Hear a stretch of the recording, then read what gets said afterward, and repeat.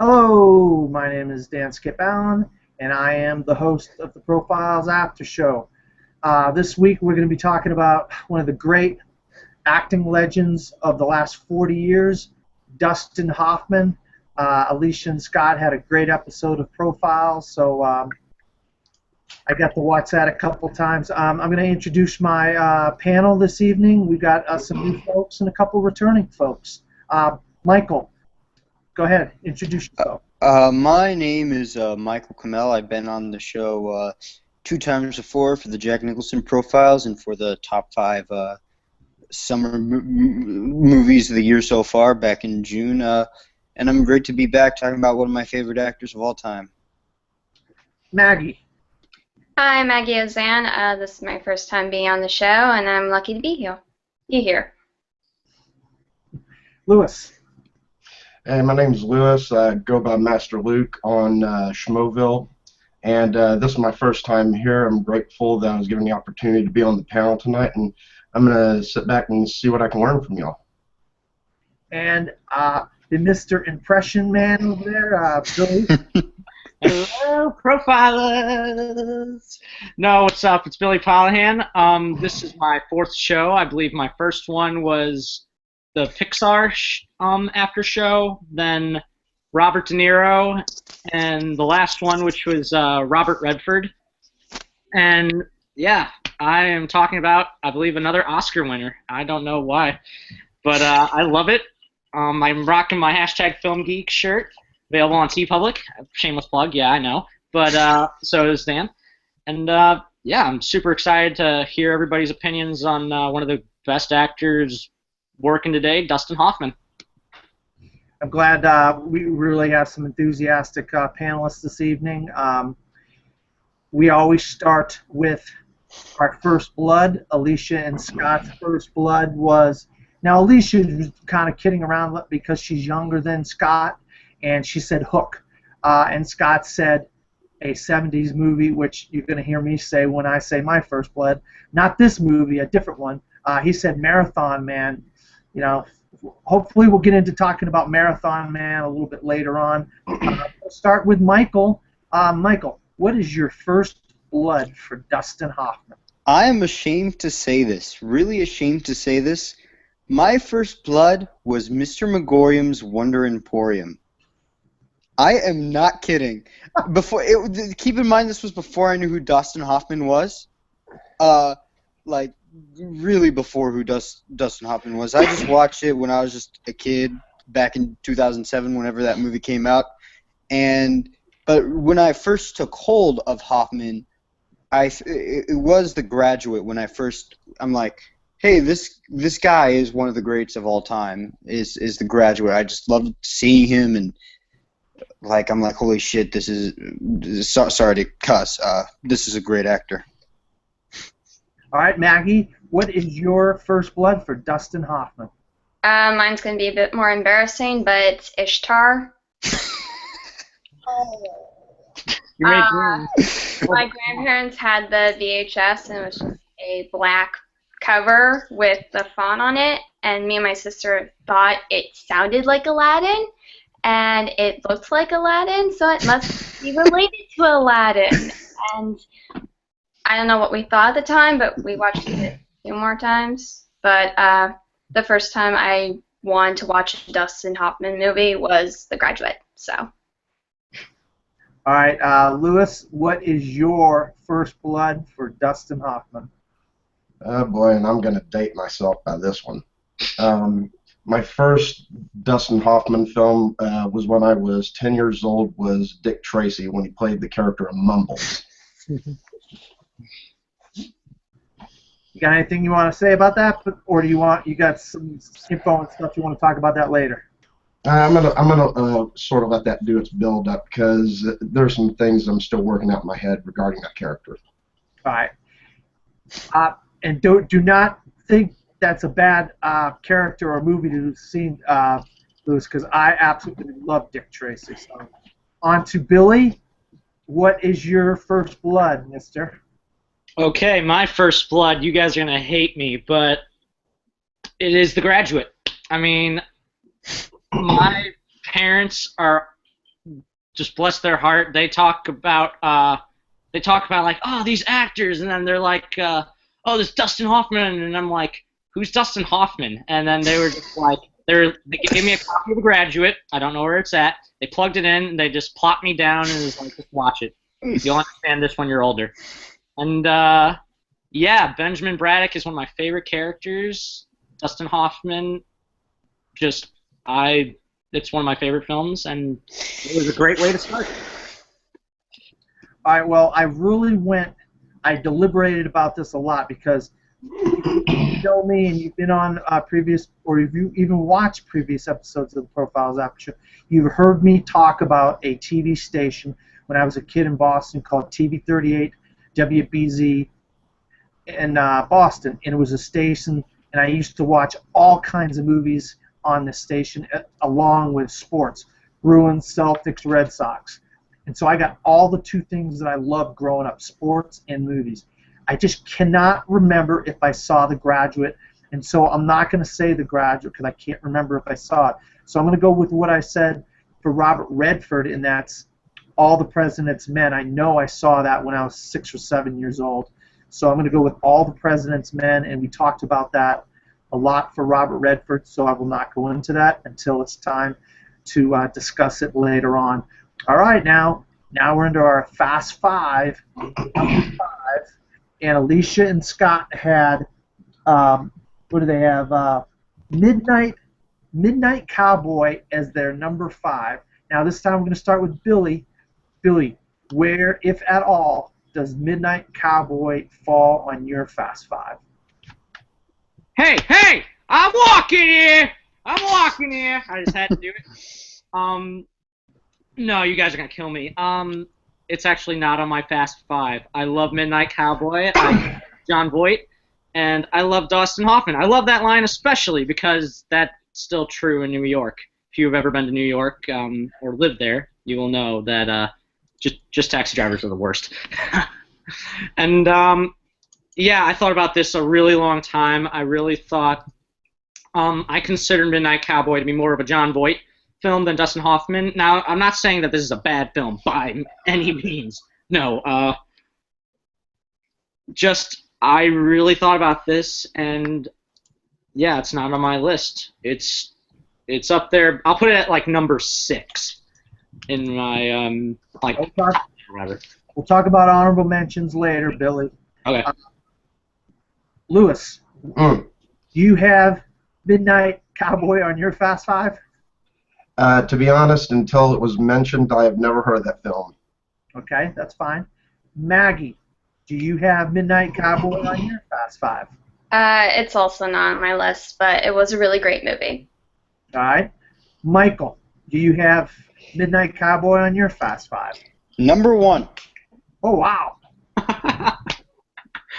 All right, go ahead, Michael. Talk all about Midnight Cowboy. I remember seeing it. I saw it about a year ago on HBO Go. I just got HBO Go recently, and I'm like, oh, I've heard about Midnight Cowboy. I was 16, so I was probably just a little young to watch that movie. Now I'm 17, but so when I saw Midnight Cowboy, I was just like blown away. Wow, this is really good. The way John Voight and Dustin Hoffman played off each other were really good, and it's like and it's really interesting just to see them survive. It's a sad movie, but I don't know why. It's kind of it's just kind of fun to see the interaction between those two. That's probably still Voight's best performance. Yeah, and Hoffman steals the movie.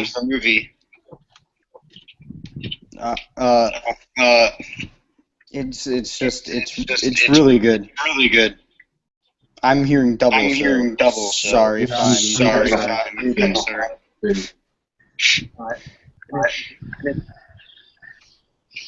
See what. Hold on a second. And also the ending of the film is fantastic. All right, Michael, somebody.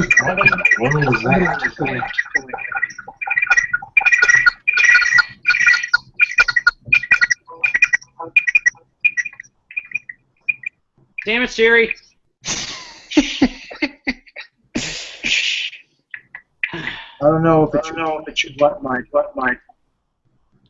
All right. I have Midnight Paranoid at number 4 on my fast. You all profiles, you know, I had a comment on the move by Alicia.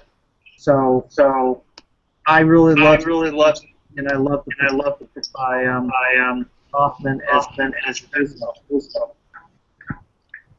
And it is kind of a oddball film because people from walks of life come together, friends. One teaches about ways of the world, and then the movie got that guy helping the other guy out. The other guy's sick. But they're both in Ratso Rizzo, like a completely different when the trade and graduate. So both of these films were out 9. I don't know whose computer is. So somebody is echoing. I don't know.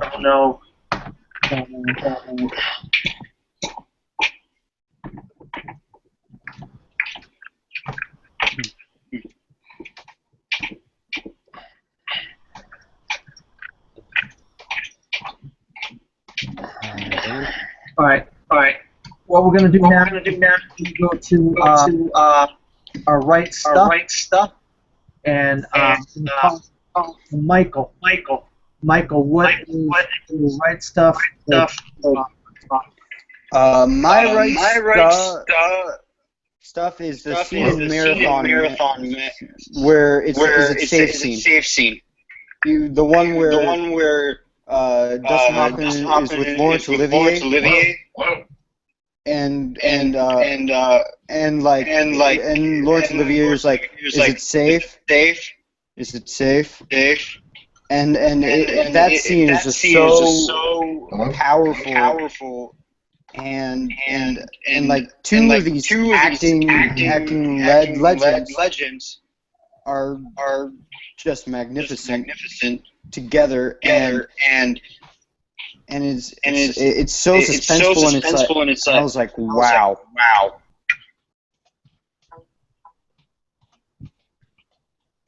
Yeah, Marathon Man. Maggie. My is County, which is the reveal scene, but I won't go those. But it's really.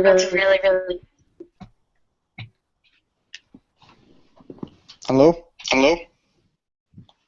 Hi, Maggie. Yeah, I'm here. Yeah, I can hear you. Lewis left the call. Now he's back. Anything can happen live, folks. Can anyone hear me? Yeah. Yes. Plug it in my head now. We can hear you now. All right, Maggie, say what you said again, please. Because the reveal scene from Tootsie. Okay.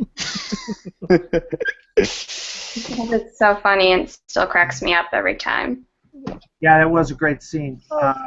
Michael, I want you to re-say what you said about Marathon Man, if you don't mind, because it was got that echo going on. My right stuff for Marathon Man is the is it safe scene with Laurence Olivier, where Laurence Olivier is asking him, is it safe, and then Hoffman's like not knowing what he's talking about, and that scene is just so suspenseful, and just seeing these two acting like legends on screen together is just great. It's like, wow, like these actors are incredible, and I mean, they have plenty of great scenes together in Marathon Man, and it was really just powerful. All right, Lewis, what was your right stuff? That's your favorite scene involving Dustin Hoffman in one of his movies? I would probably have to say my favorite scene that I've seen him do was when him and Robin Williams fought at the end of Hook. It didn't show the wild, flamboyant part of what that character was. It actually got into more of a serious nature instead of the silliness that it was for a little bit of the film. Okay. Billy, what is your right stuff for the Dustin Hoffman? Best of Hoffman. All right. It's going to sound like a cliche, and everybody in Schmoville knows that I have a major crush on Alicia Malone, and I don't plan this, but my right stuff is the same as Alicia's, and it is the Graduate scene, or the scene in The Graduate, the end scene, where you hear Simon and Garfunkel's Mrs. Robinson. If you haven't seen it, you probably have. It's been parodied like so many times. I actually saw the same thing. I saw it in Wayne's World 2 before I actually saw it in The Graduate.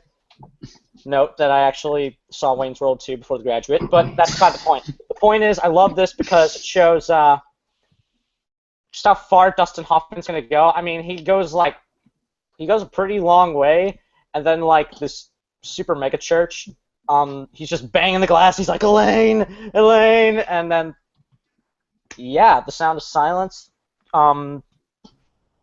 That's my right stuff. Take it away, Dan. All right. My right stuff is, and I talked a lot about this movie when we talked about Meryl Streep with Rachel and Leanne and myself. But I just, divorce is a strong subject, and this is at a time where divorce wasn't really a big thing, but it started out being a big thing in the late 70s, early 80s, and now, of course, divorce is like crazy all over the country and the world. It's become such a big thing, and the scene when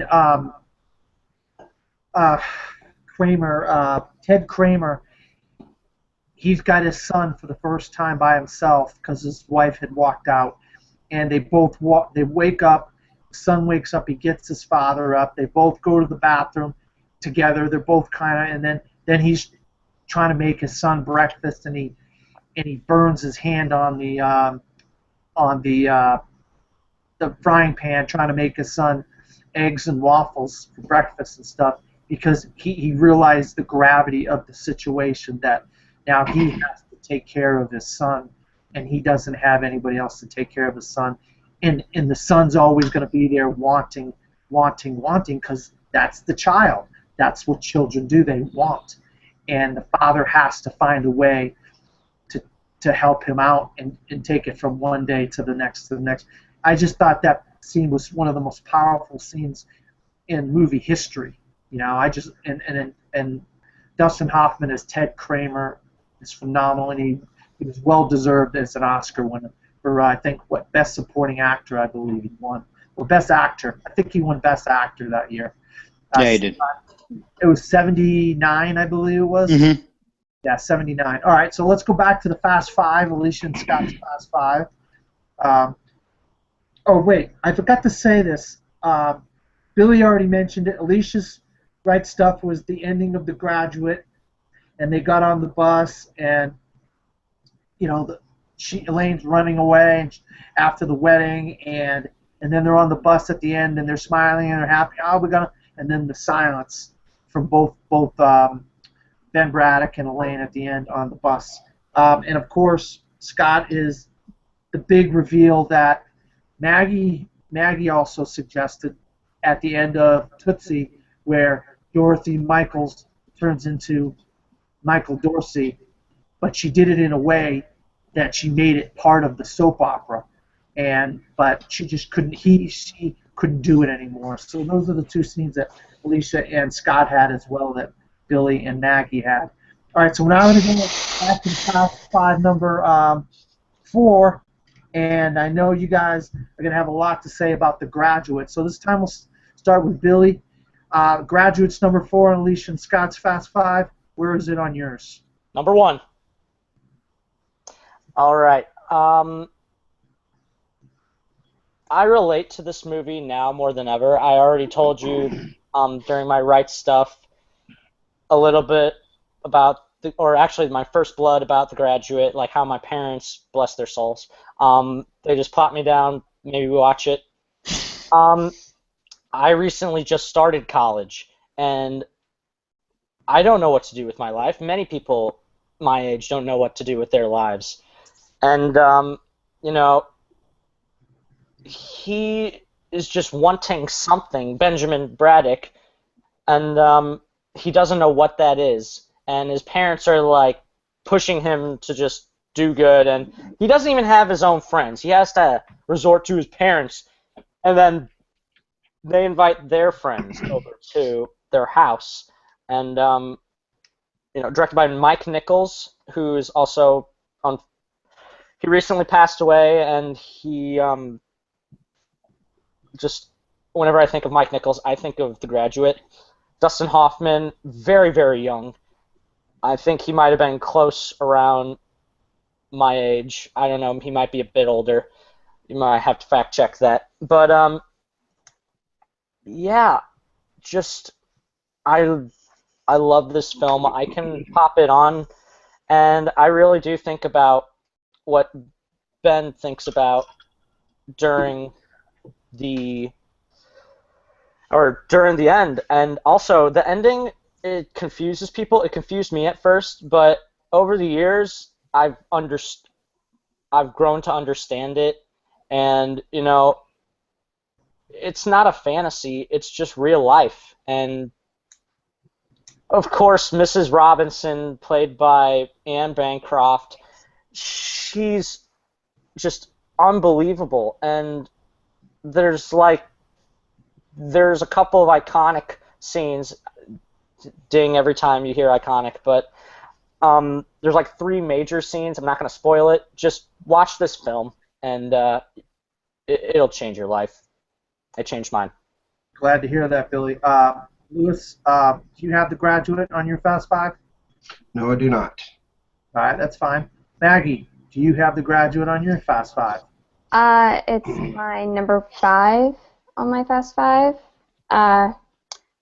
I think it's a really great movie, but personally, I think Dustin Hoffman really flourished in the 70s. Like, that's where he belonged more than the late 60s. Okay. Michael, you have The Graduate on your Fast Five. Number 2. Yeah. I just love that movie. It's coming back. I just love that movie, and I just think Hoffman is so good at playing this guy that's kind of lost in life, and you really buy in him, and it's like I could imagine seeing this guy for the first time, like back in 1967, how people are like, wow, who is this guy?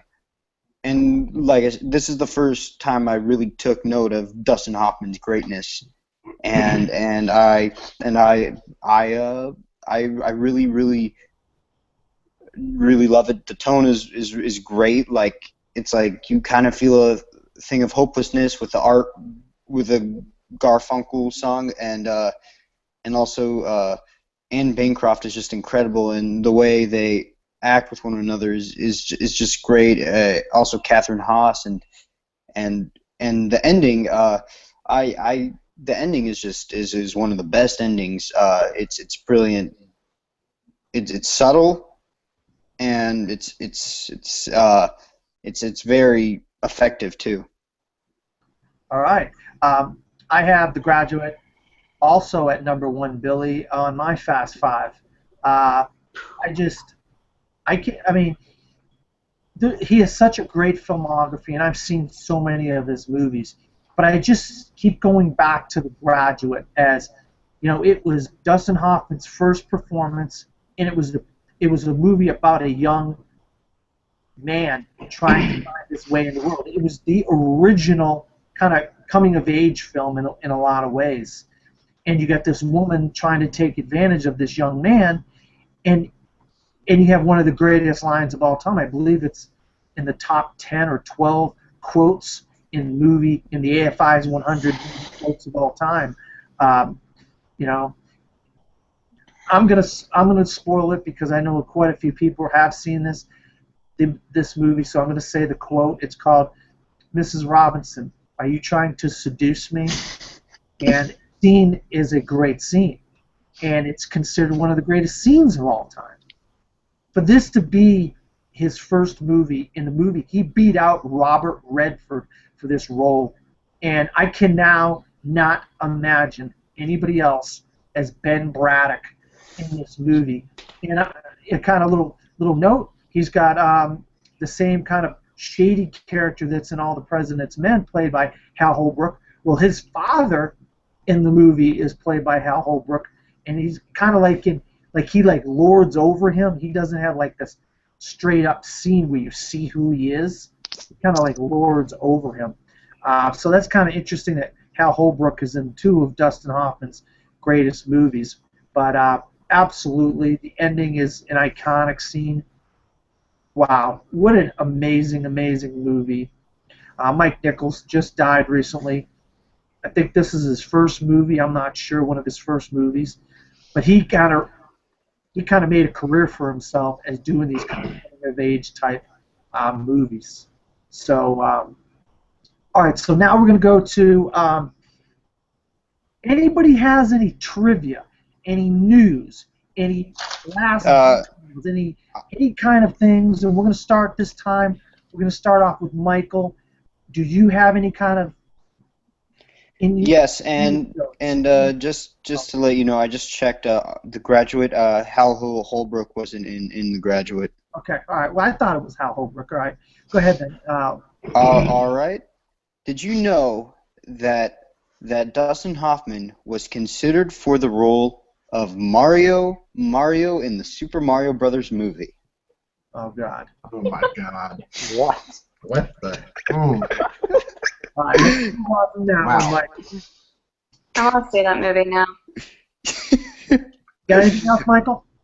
Yes. This is for Scott Mance. This is while having dinner with Paul McCartney, Dustin Hoffman told the death of Pablo Escobar and his famous last words, "Drink to me, to my health. You know I can't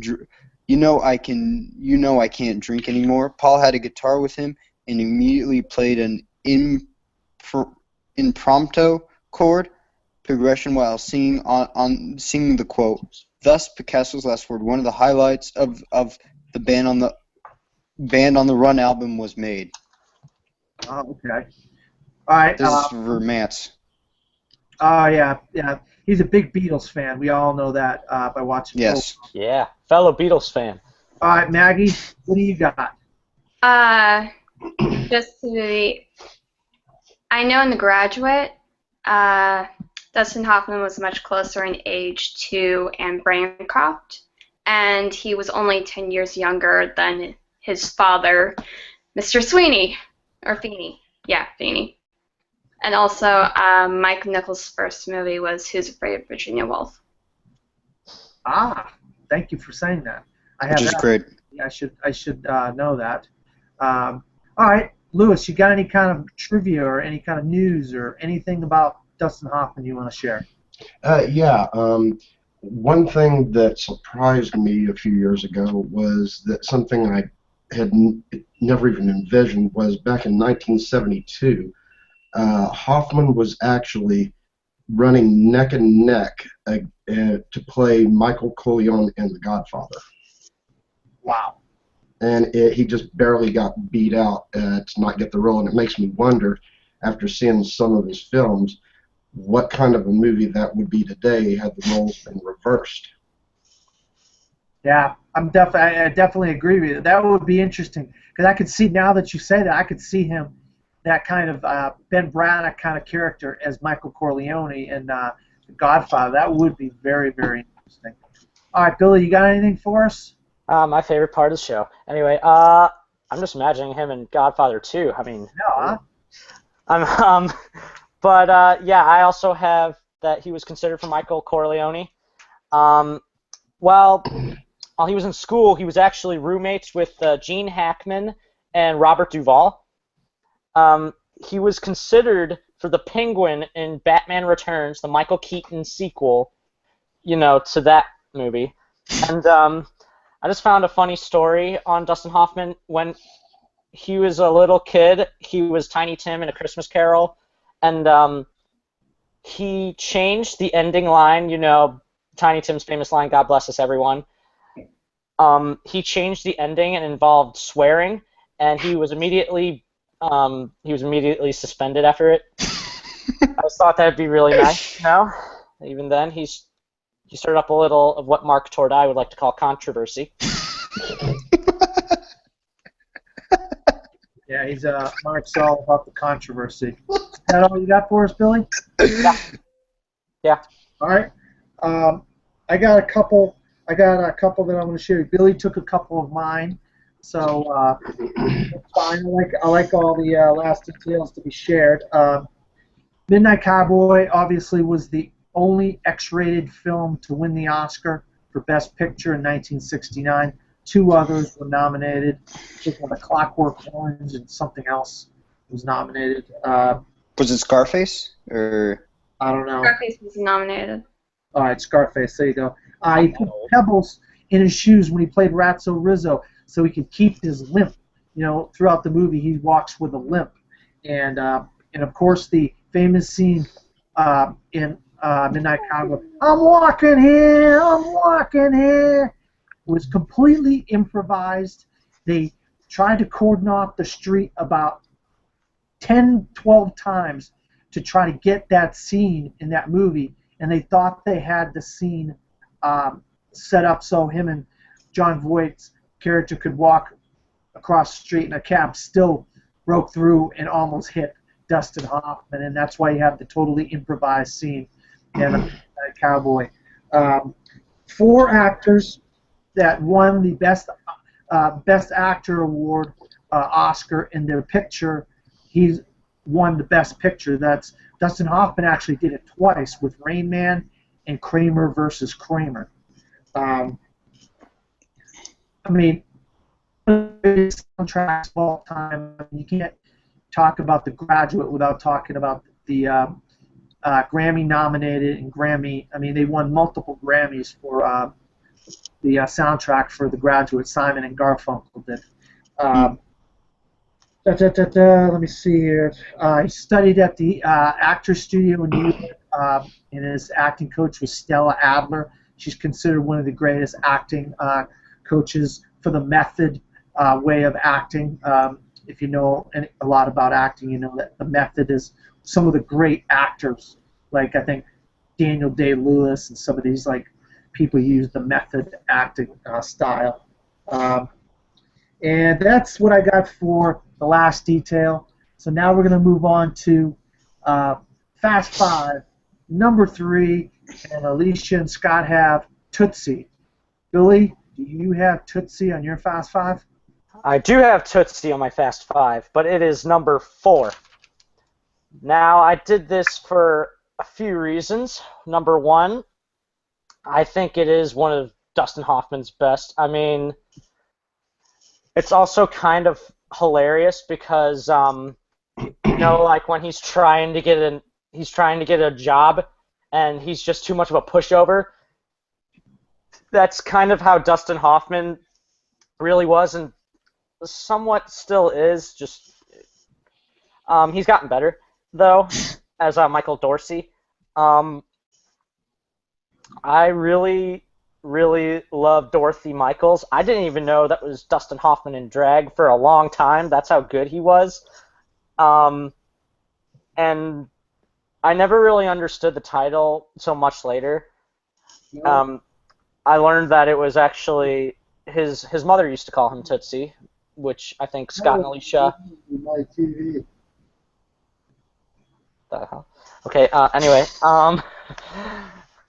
I love this film. To me, aside from Dustin Hoffman, Jessica Lange. I mean, wow, she was and still is pretty gorgeous, honestly. Just it's so funny. I mean, we got Bill Murray, who was doing a scene where he pretends to know what he's talking about, which that was totally improvised. The proposal scene where he gets proposed by forget Jessica Lange's character's name, but her dad proposed to him, and of course the big reveal scene. It's just hilarious. I love this film, and you're gonna hear me say that a lot, but I wouldn't say if it wasn't true. All right, Lewis, do you have Tootsie on your Fast Five? Sorry to say, I do not. All right, Maggie, do you have Tootsie on your Fast Five? It's my number one. All right. I think for when the time it was made, like the men in drag sort of genre wouldn't be believable, but Dustin Hoffman pulls it off, and there are moments where I keep forgetting, oh wait, this is Michael Dorsey as Dorothy Michaels, and his chemistry with Jessica Lange is just so touching, and even the times where he's kind of a dick to her, and I was really thrilled when it was on Criterion. I'm still trying to get it. But yeah, I love the movie. I think it's a great comedy. It's like the second best comedy on AFI, right next to Some Like It Hot, which kind of shows their taste in films. But I just love it.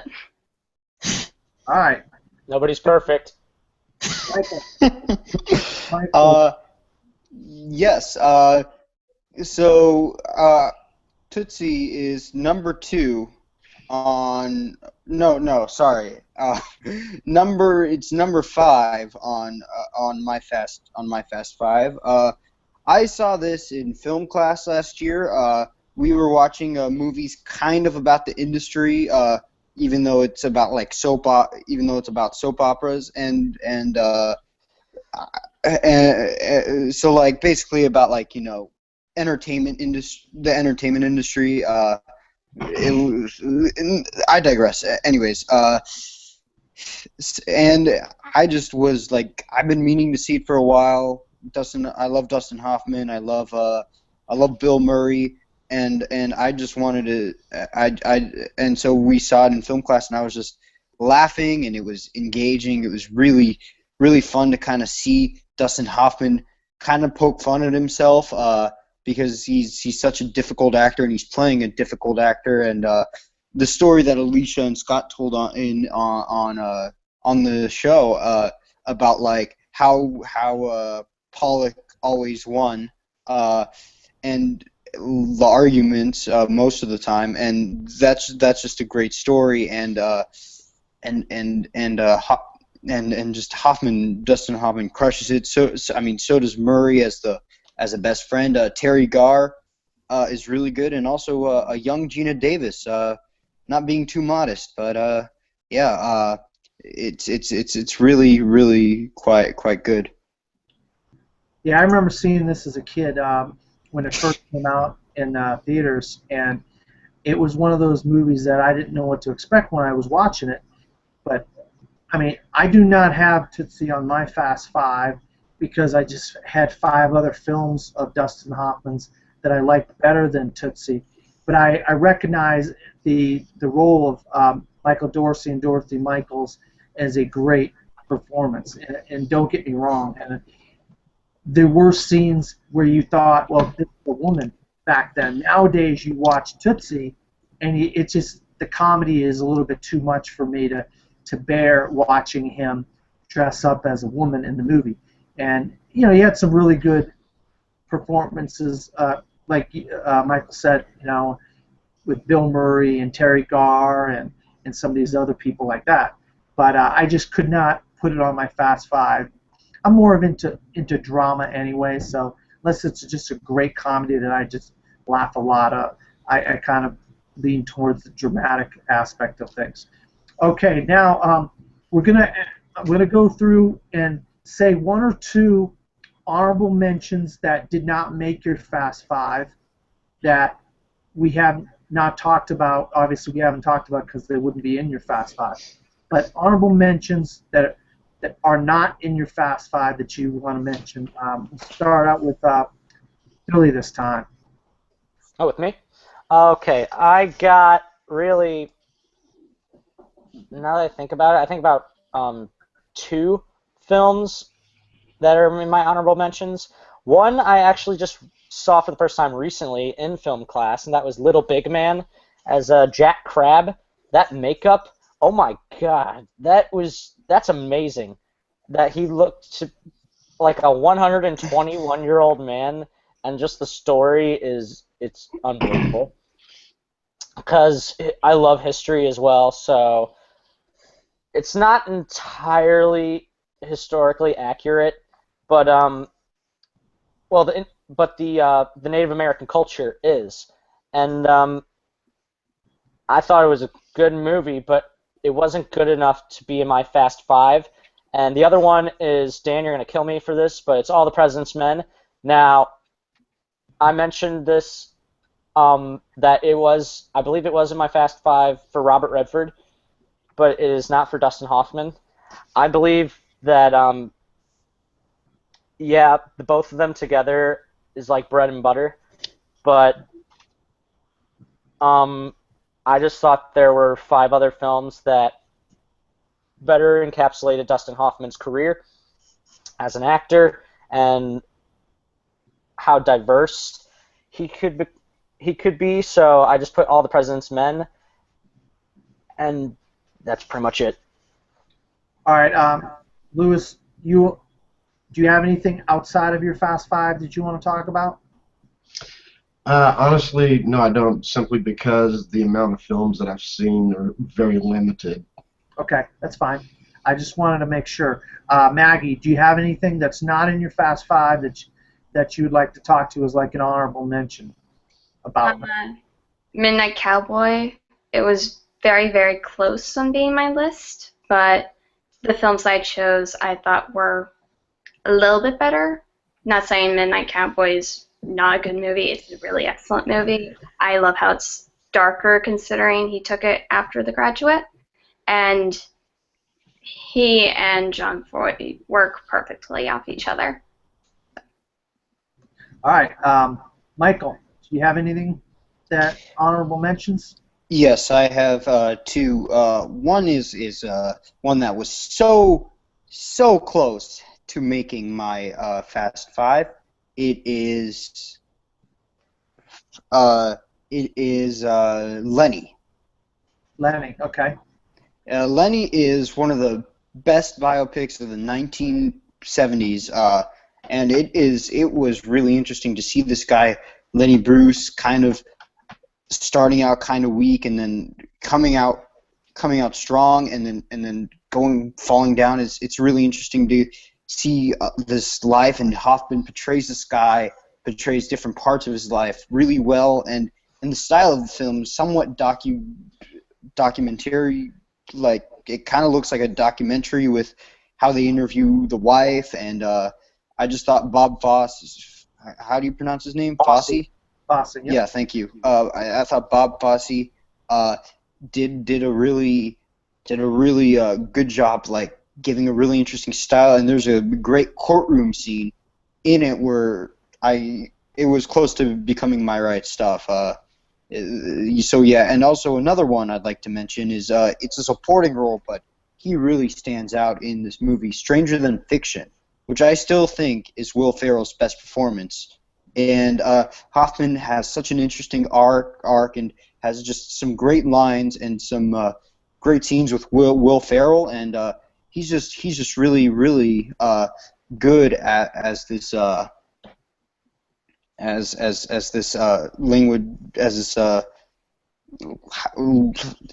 English professor, and just his story arc is really good. All right, I have 2 that he's one of the main stars of, and the other one he's a supporting character in, and that's Last Chance Harvey, where him and Emma Thompson have this kind of romance going on. Just a really good. I mean, that's what I love about some of these great actors. Al Pacino's washed up; he does crappy roles. Robert Redford, this one, De Niro. These guys have good performances in them, and if you see Last Chance Harvey, you're going to see a fantastic performance by Dustin Hoffman opposite an Oscar winner. another Oscar winner, Emma Thompson, in this kind of romantic movie.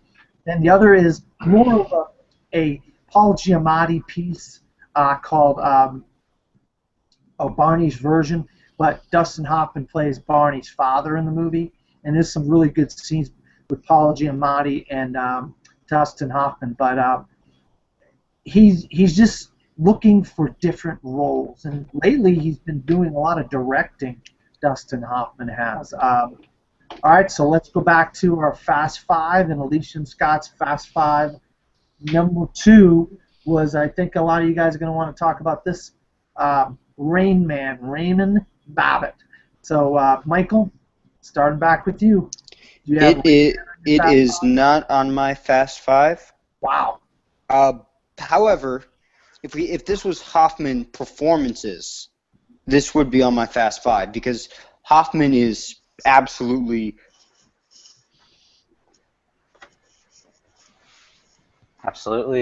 makes the movie good because I just didn't find Tom Cruise's character likable. It's still a good movie, don't get me wrong. Don't get me wrong, but it just the Hoffman character kind of pissed me off personally. But I mean the Tom Cruise character pissed me off personally. Anyways, just Hoffman is really good at playing, and there are some great lines from him, and just the ending. The movie got better as it went on, and it was because of Hoffman I stayed through, and I enjoyed it. All right. Maggie, do you have Rain Man on your Fast Five? Yes, it's number 3 on my list. I love his performance in this. I like how it isn't Oscar baiting, like he isn't, in the words of Robert Downey Jr. in Tropic Thunder, going full blank. But and he works well with Tom Cruise, which is very interesting because at first I didn't think I could buy them off as brothers, but towards the end of the movie I'm like, yeah, they do act like them. And the behind the scenes where everyone said that it's just them improving really shows, and it works beautifully in the movie. All right. I'll find the score. Lewis, do you have Rain Man on your Fast Five?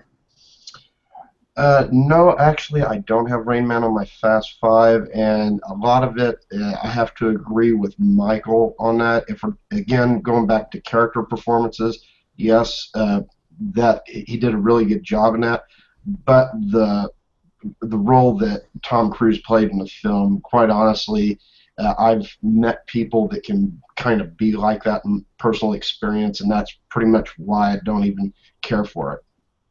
All right. Billy, do you have Rain Man on your Fast Five? Oh, absolutely. And I say this because it's a very, very personal film for me. I don't know if I should admit this, but well, I have a cousin who has severe autism, and I was recently just diagnosed with mild autism. So, you know, I kind of understand. I've kind of had to deal with this throughout most of my life. I was kind of the Charlie Babbitt. I'm kind of a dick. I mean, some people, you know, say it to my face as well, which is fine because I can take it. But, you know, I've had to deal with this the entire life, and I didn't want Dustin Hoffman to, you know, go, I want to say full retard, which, you know, he didn't. And he did it in a respectful manner. The ending is just, it makes me cry. I think it's that and E.T. make me cry. I went to Kmart, immediately bought some underwear afterwards because Raymond just kept on going, Charlie, when are we going to Kmart? When are we going to Kmart, Charlie? Nah, I need underwear. But yeah, I'm personally touched by this film, and the fact I kind of understood. Okay, at first Tom Cruise, yeah, he's a complete jerk, but he grows throughout the film, and you know how and he finds that his brother is a genius when it comes to counting cards and math, which that's very, very hard to do. It's like Scott Manson dates. He is the Rain Man of the dates. And I felt like Charlie's character, it got better as the film got on. I can understand why, like what Michael was saying, you don't like him, even like by the end of it, which I totally understand that. But yeah, when he puts his head on his shoulder, and I found out that was improvised, as well as the fart scene, which is hilarious. But sorry, it was very touching. Yeah, I have Rain Man at number 4 on my Fast Five, and I definitely agree with Lewis and Michael as far as half of the movie with Dustin Hoffman's performance is just phenomenal. Then you have to deal with the kind of a dick of a brother played by Tom Cruise. But you wouldn't have the other half of the movie with Dustin Hoffman if you don't have that Tom Cruise character, because they have to play off of each other. And I think by the end of the movie, you see that Tom Cruise has finally realized what his brother is like, and how much he actually really does care about his brother. And the autism doesn't affect him by the end of the movie. He really loves his brother, and he was, glad of the fact that they had that road trip together so they could get to know each other. And of course, they went into the casino and so forth. But the thing is, I do know somebody who has an autistic son and a brother and so forth. And when I used to work for the school system where I live, and they had a building, they called it Building 10, and there was a lot of severe autistic kids there.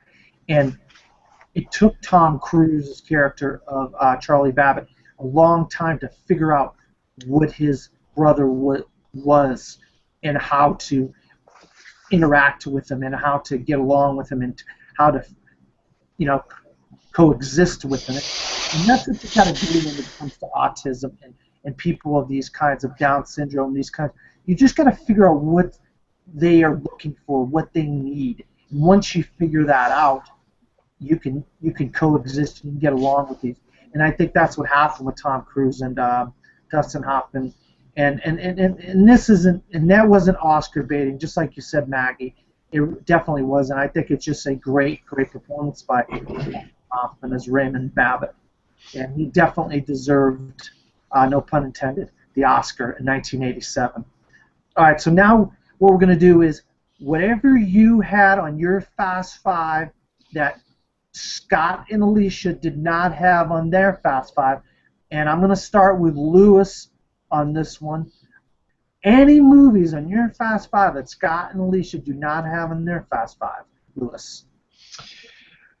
Now on this one, are we just doing like any or all of what we have on our Fast Five, or just like one or two? Everything you have in your Fast Five that Scott and Alicia do not have in their Fast Five. All right. On my Fast Five, I'm going to be going in order from 1 out to 5 on this. The first one that I have, which is the first film that I've seen Dustin Hoffman in, was Dick Tracy, where he played the character of Mumbles. And one of the things that for that particular character that sticks out to me is it shows how somebody can portray a role without actually saying a whole lot. It's more of like body language and a little bit said, but not too much said. My number 2 was his portrayal of Hook in the movie Hook. At the beginning, I actually had no idea that was Dustin Hoffman when I saw that film. I had no clue it was him until I saw everything after the fact. The third one on my list, which for me actually kind of hit close to home, was his portrayal of Bernie Fokker in Meet the Fockers. Just how he showed or played a father that was just fun, loving life, and really cared about his son. And you saw him go from the carefree kind of person that he was at the end of the film, where somebody offended him and did something wrong against his son, and he really took it to the other side. The number 4 for me was his portrayal of the conscience in the movie The Messenger. Again, that's one of those character roles where he was there for a very brief time in the film, but there was a lot that was given across the board of what that character was doing versus somebody who has screen time for 80–90% of the film. And finally, the last one was the scientist, I forget the name off the top of my head, but for the movie Outbreak, where he was working for, I forget the name of the biological center that he was working for in the film, but it just, each of those films, it just shows a different type of range that he is able to do in his ability as an actor, and it shows that there's no way to typecast him in any role of any kind. All right. Maggie, do you have anything on your Fast Five that Alicia and Scott did not have on their Fast Five? At number 4, it's All the President's Men. Even though it is technically more of Redford's film, I love Hoffman's kind of edgier, bit darker and crazier journalist, contrasting with Redford's all-American hero journalist, and they work really well together. And I find every Watergate scandal, like that part of history, very fascinating, so I love the movie. All right, good. Michael, what do you have on your Fast Five that Alicia and Scott don't have on their Fast Five? I only have one, and that would be Marathon Man. Dustin Hoffman is that was also next to The Graduate. I think I saw that after The Graduate, and just seeing his performance in that, and like him kind of like it's kind of a fugitive movie, and you really feel like he's really going through because you hear all these method acting stories from him, like you know how like Laurence Olivier is like said to him like, why don't you just act? And like when he just like showed up on set and he like was running, that was one of the movies where people talk about Dustin Hoffman and method acting, and I mean you can really tell that in Hoffman's performance, and Laurence Olivier as the villain is fantastic, and Roy Scheider as his brother is also really good. It's one of his best movies. I mean, obviously it's Jaws and like French Connection, stuff like that, but and it's not a big role for Roy Scheider, but he still really sticks out. But like I said, Hoffman is just, you could really feel the method acting in his performance. Yeah, and not in a bad way. I'm saying that at all. Yeah, no, absolutely. But anybody that has a phobia against dentists, don't go see the Marathon. Yes. It will make you never want to go to a dentist ever again in your life. All right, Billy, what do you have on your Fast Five that Alicia and Scott don't? Okay, first off, Master Luke, because I am going to call you that. The name of his character in Outbreak was Colonel Sam Daniels. I forget the other question that you had for it, but that's also I've seen Outbreak, and it's a really underrated film. I forgot to mention that, but at number 5, it's Hook. Now, Robin Williams, bless his soul. He was, of course, the star of that film, but when I first saw Hook, when I was about maybe 5, it was called Hook for a reason, because he's a big standout. He's a big flamboyant-looking dude with a pencil mustache and just the most ridiculous costume I've ever seen. But I did not know that was Dustin Hoffman. Actually, now that I think about it, my first blood might be Hook.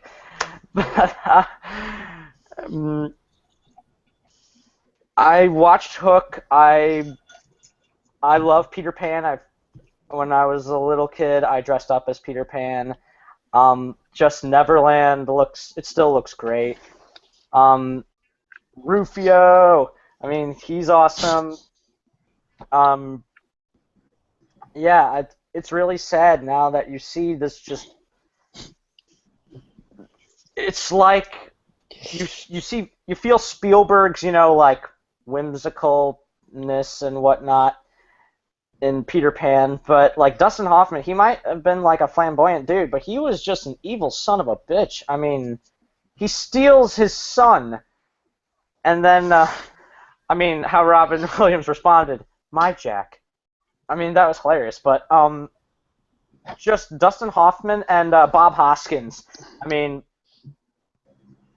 ironically, earlier we talked about the Super Mario Brothers movie, and I know Bob Hoskins is a lot better than that, and he Rest in hated it. peace.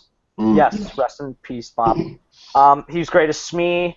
Dame Maggie Smith, who is one of the coolest old women ever, is in it.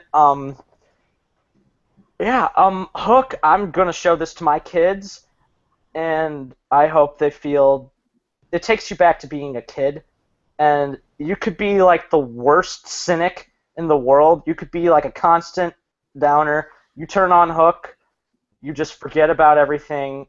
And you're a kid, and everybody deserves to be a little happy, and it always makes me happy. Yeah, it makes me happy watching Hook too. I've already watched it now twice in the last year because of Robin Williams' Profiles after show, and now actually 3 times. Julia Roberts, Robin Williams, and now Dustin Hoffman. I had to watch Hook 3 times, and I remember when it came out as a kid, Billy, and it just Hook is just this fantastic, fantastic movie. Spielberg really knows how to capture the kid and everybody when he makes these kinds of movies. And also, Lewis, Dick Tracy. Wow, what a fantastic, just a colorful movie with these classic characters from that Dick Tracy cartoon of the 1950s. You just brought that to life, and Mumbles is such a cool character in that movie. You got Warren Beatty and Al Pacino. You got some legends in that movie. I also have All the President's Men, Maggie, on my Fast Five, and that's what kept Tootsie off my Fast Five, was All the President's Men. I just love that movie so much, and I think I had it at number 1 for Robert Redford, so that tells you how much great performances that Dustin Hoffman has, that I had to put All the President's Men at number 5, but I still had to have it in my Fast Five. The story of what it's about, of the Watergate scandal, and the performance of him opposite of Robert Redford was just too good of a performance for me not to put on my Fast Five. And the movie is such a great movie, and I said a lot about it on the Robert Redford Profiles after show, so I'm not going to get into talking a whole lot about All the President's Men. But now we're going to go to that moment we've all been waiting for. Alicia and Scott had Kramer versus Kramer as their number 1 movie on their Fast Five. Starting off with Billy, where does Kramer versus Kramer lie on your Fast Five? Okay, Kramer versus Kramer is number 3 on my Fast Five.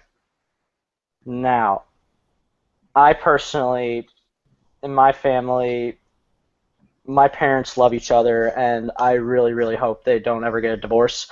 I have friends, very close friends, that have had parents go through divorce, and it's not a laughing matter, and it's terrible, especially if you're the child, which, little Billy, I always had a soft spot for Billy because, he shared my name and kind of looked like me. But really, Dustin Hoffman is just this dad who just cares about his son. Ted Kramer, is just great. And Meryl Streep, she's one of the best actresses of all time, and she certainly deserved most of her nominations. I mean, Lord. Into the Woods. Yeah, that Into the Woods. She didn't deserve that. Still, I found it also to be a great courtroom drama, and there are not many that I personally like because, if you're in an actual court, it is boring as hell, and especially if you get jury duty. But I just found it heartbreaking, and spoiler alert. They don't get back together in the end. They go through with that divorce, and Ted Kramer, he doesn't get custody of the son. And just to lighten the mood a little bit, whenever I heard Kramer versus Kramer, I thought immediately of Seinfeld, Cosmo Kramer. When I heard that, I'm like, they made a movie with him. But no, I've actually watched this recently. I've never seen it, and then everyone I know is like, "Oh my god, dude, you would love this. It's so good." And I'm so glad I took that advice. Well, that's a lot. That's pretty good, Billy. I'm going to skip over Lewis because I have a feeling we already know what his Fast Five are. So we're going to go to Maggie. Maggie, where does Kramer versus Kramer lie on your Fast Five? It's number 2 on my list. I first saw this movie when my parents were going through the beginnings of the divorce. So in a way, it was both comforting and also very, very bittersweet. And Dustin Hoffman gives his arc in is phenomenal, from the kind of absent but still there dad to one who's very devoted to his son's life, and he works well off of a child actor who actually gives a good performance. And I think this was the first film that made me not like Meryl Streep, which is pretty much impossible. But it is a sad movie, but I still love it. And yeah. All right, Michael, where does Kramer versus Kramer lie in your Fast Five? Number 3. I am actually, I'm not afraid to admit this. I am actually a child of 2 divorced parents, and this movie was really emotional for me. You don't get a lot of movies about divorce. The only other one I could think of that really hit home for me was Squid and the Whale with Jeff Daniels and Jesse Eisenberg. That is a great movie. If you have not seen that movie, Noah Baumbach, it is excellent. I relate more to that than this, but I still relate to Kramer versus Kramer.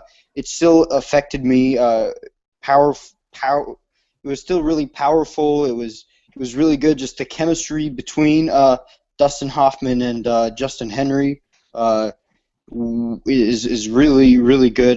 You really feel the struggle of Ted Kramer. You really empathize.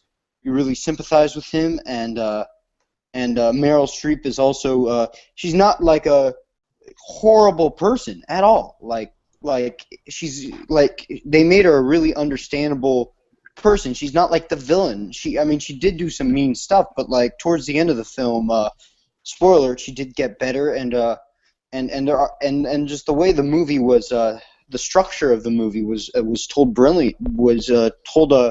brilliantly from beginning to end, and also Jane Alexander, I believe her name is, the story arc her and Dustin Hoffman had was really interesting.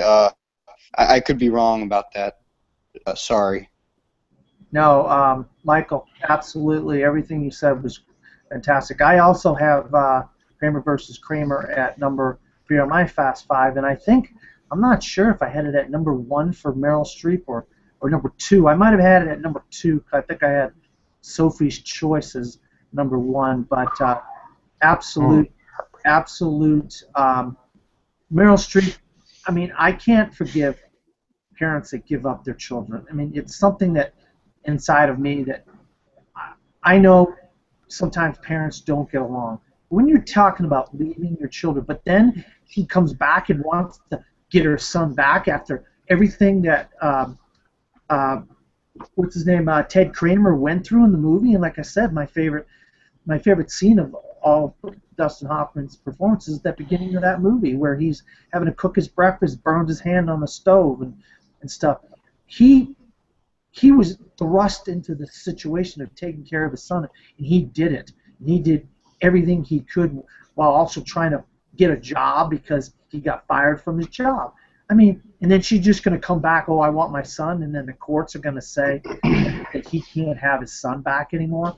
I mean, I didn't think that was right in the movie, and maybe it's because I'm a man. I was emotionally attached to the Ted Kramer character. That's what makes this movie such a great movie. You feel for the characters, and Justin Henry. You said the right thing, Michael. Justin Henry, probably one of the best child performances of all time, maybe next to like Haley Joel Osment or Anna Paquin in the piano or something like that. I mean, this kid gives a great performance in this movie. And today he's a poker player. If you watch the series of poker, you'll see him on there. But yeah, I absolutely love Kramer versus Kramer. It's one of my favorite movies of all time. But I hate to say it, folks, that is it for the Profiles After Show on Dustin Hoffman. I'm going to start off with Billy. Tell people where you are from and where they can find you on social media. Okay, I'm from St. Louis, Missouri. I currently live in Eureka, Missouri. On social media, you can find me on Facebook, Billy Polihan. It's Pollihan. On Twitter, you can find me, same thing, at Billy_Polihan, except there's no capitals. I'm pretty sure you can find me on Instagram at KillBillyP14. Also no capitals. You can find me at Screen Junkies Fans. I am an admin there. And you can just find me in Schmoville. You can just message me and just say, hey, what's up? And I'll be willing to talk to you, and I love meeting new people. All right, Lewis, where are you from? If you don't feel like giving that information, that's fine. And where can you be found on social media? Oh, no, that's fine. Originally from Dallas, but now I reside in Manhattan, Kansas, what is known as the Little Apple. You can find me on Facebook under Master Luke, and on Twitter I go by Lewis Jordan. Maggie? I live in Wilmington, North Carolina. You can find me on Facebook, Maggie Ozan, Instagram, Captain Mouseketeer, and Tumblr, ladypennylane.com. So. And Michael? Yes, I am from Brea, California. You can find me on Twitter at Kamel_Michael, and where I post most of my stuff is on Facebook at Michael Kamel. I post movie reviews, and I post a lot about movies.